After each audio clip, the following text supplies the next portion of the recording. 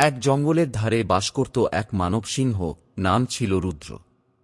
শক্তিশালী হলেও সে বুঝেছিল শুধু শক্তি দিয়ে জীবন চলে না, দরকার পরিশ্রম আর বুদ্ধি।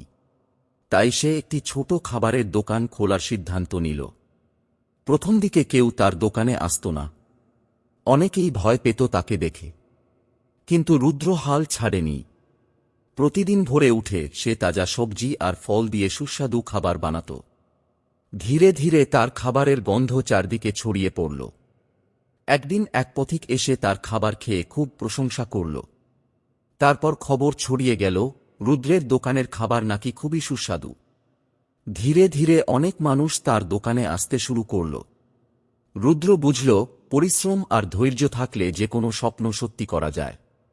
তার ছোট দোকান একদিন বড় রেস্তোরাঁয় পরিণত হল। পরিশ্রম আর ধৈর্যই সাফল্যের চাবিকাঠি।